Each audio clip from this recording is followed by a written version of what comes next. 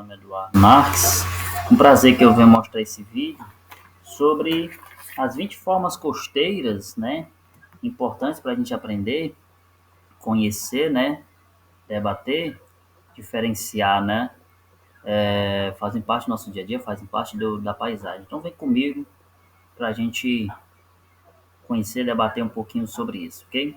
Vamos lá. Aqui nós temos a barra, né? Um exemplo de barra. Então observa que essa parte continental aqui, ó, alongada em Camusim, né? Município que está aqui na parte norte do estado do Ceará, né?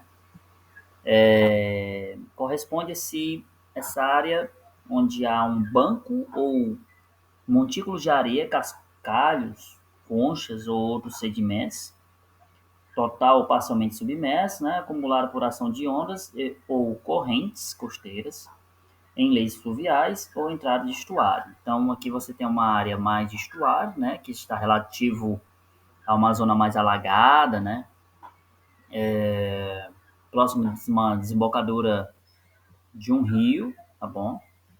E o cabo, ele geralmente está ligado aqui no Brasil às desembocaduras fluviais, né?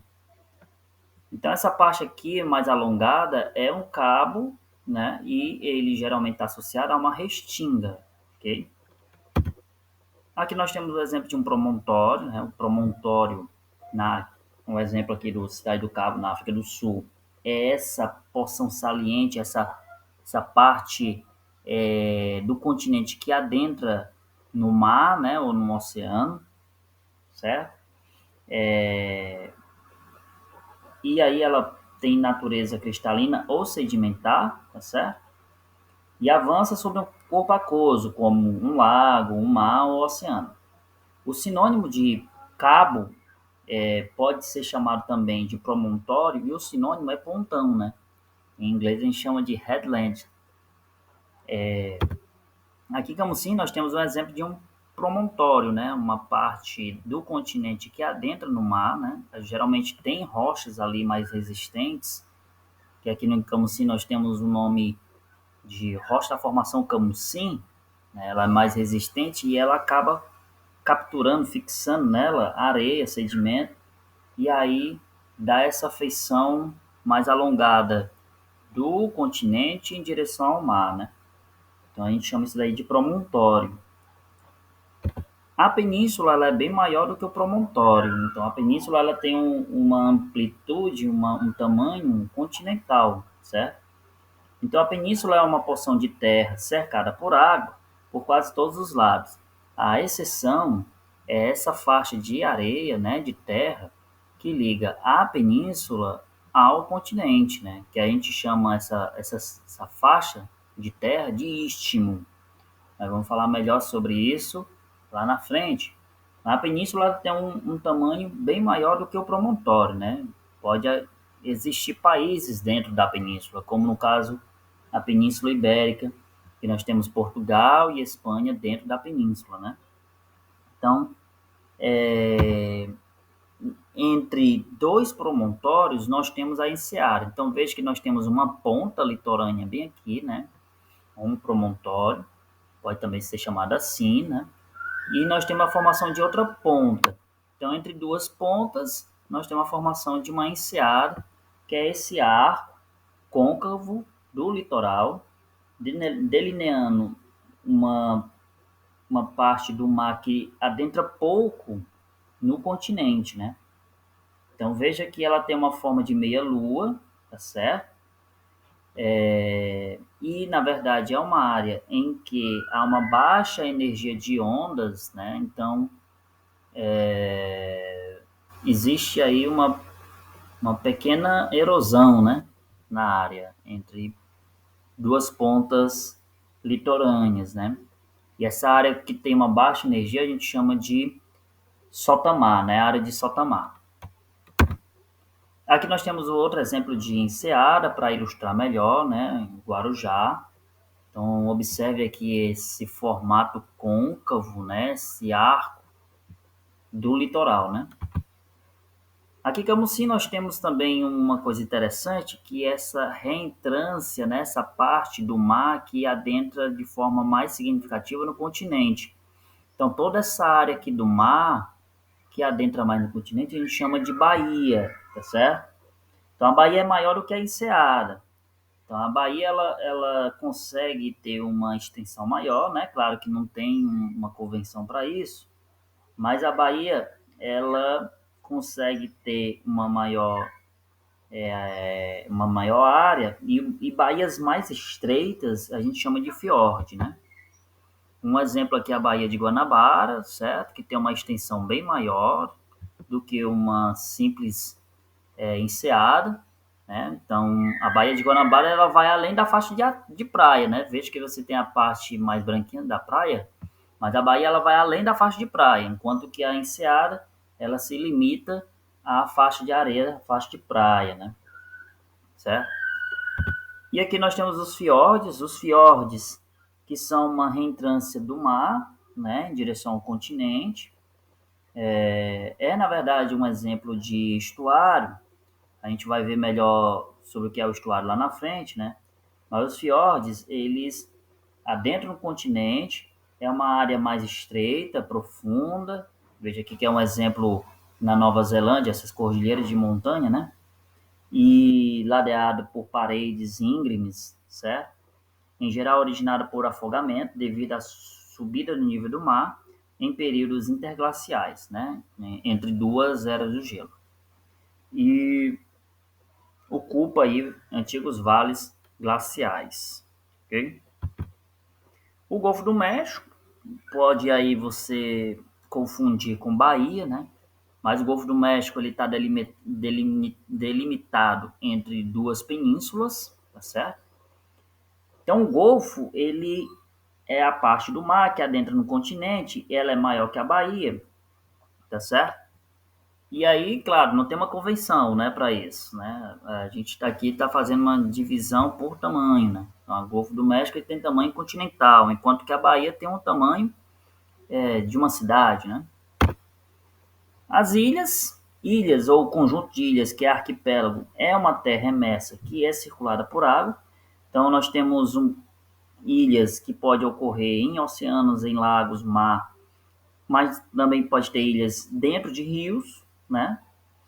E as ilhas, elas podem ter, na verdade, dois tipos, né? Ela pode ser continental, quando ela está na plataforma continental, né? Quando ela está ligada ao continente. Então, quando ela é uma extensão do continente, eu chamo ela de ilhas continentais.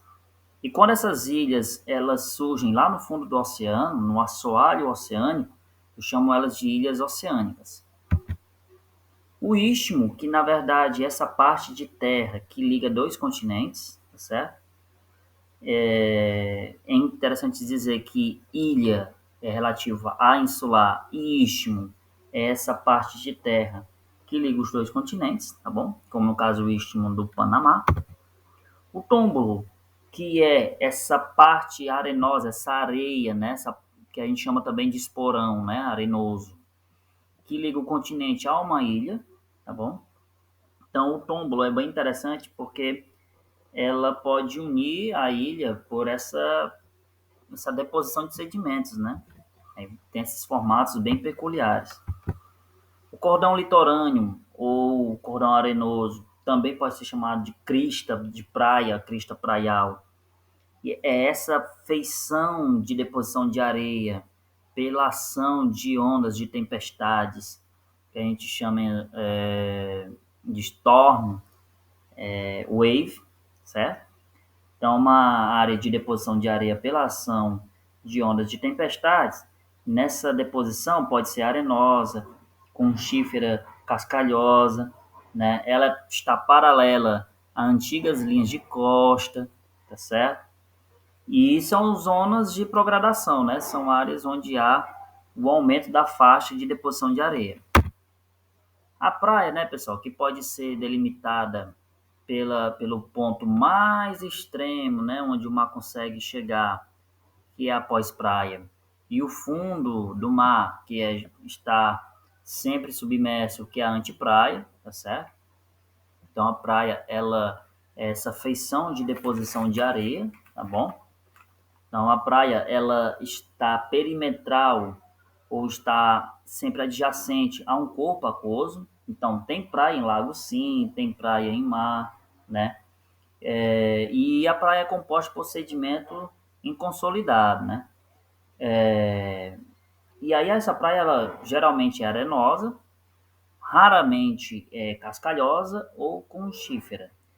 E aí nós temos essa extensão da praia que vai até a parte de vegetação, que é onde tem duna, pode ela ir até um paredão abrupto, que é uma falésia, né? E é isso, né? As dunas, que na verdade são colinas de areia, formada pela ação do vento. Essa areia toda, como você pode ver aqui na imagem, no exemplo, é a Ilha do Amor em Camusim, né? Essa areia toda, ela vem da faixa de praia, certo? O vento bate ali na praia e acumula essa areia na parte mais interna do continente. Pode ter vegetação ou não, né? Então, dependendo da direção do vento, da orientação do vento, as dunas, elas podem ter diferentes formas, né? Elas podem estar localizadas dentro do continente, aí elas são continentais, como exemplo de desertos, né? A presença de dunas, né? Pode estar no litoral, como no exemplo aqui da imagem, ou nos rios, imagens de rios. As falésias são esses paredões, né? Íngremes, são essas escarpas moduladas, formadas pela ação das ondas sobre as rochas. Essas escarpas, elas podem ter várias formas, dependendo aí das condições mineralógicas, litológicas, oceanográficas, né? Meteorológicas. Elas podem ser ativas, quando elas sofrem erosão, né? Abrasão marinha, mas elas podem ser inativas, quando não sofre erosão, né? Quando essa erosão cessou. Os recifes, que na verdade aqui na imagem você pode ter essas rochas depositadas na faixa de praia, e aí esses recifes são essas estruturas de rocha constituída nela, né, e entre elas existe várias espécies, né, organismos sedentários coloniais, como corais, algas, que está ali próximo do nível do mar, né. Ela também pode ser chamada de arrecife, parcel ou escolho. Em Camusim, né, pode ver aqui pela imagem, nós temos essas rochas, né, geralmente são rochas da formação Camusim, são rochas mais endurecidas, mas também tem os beach rocks, né, que são as rochas de praia.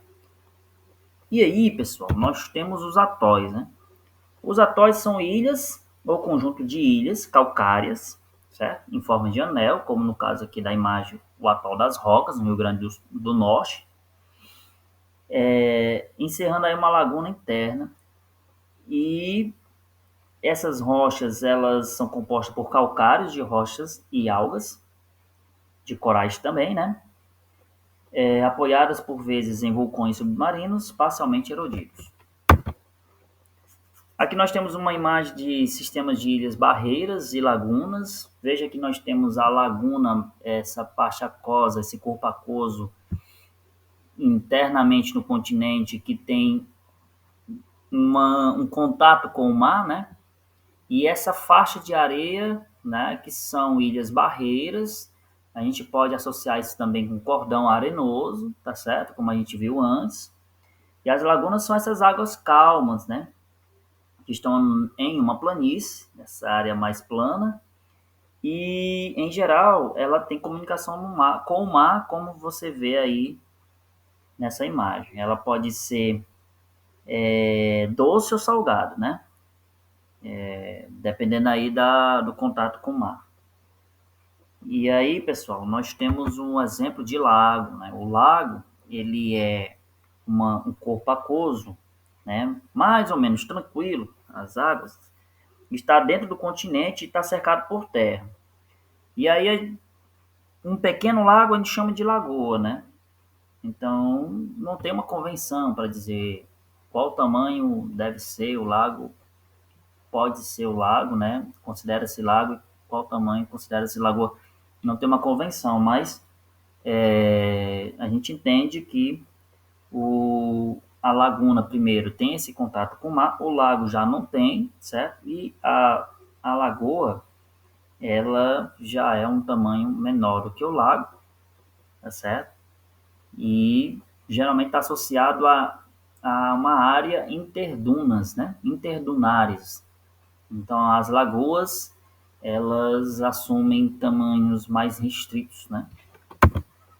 O delta, na verdade, é um depósito sedimentar aluvial. Nós temos a ação do rio que leva esses sedimentos para a foz, né?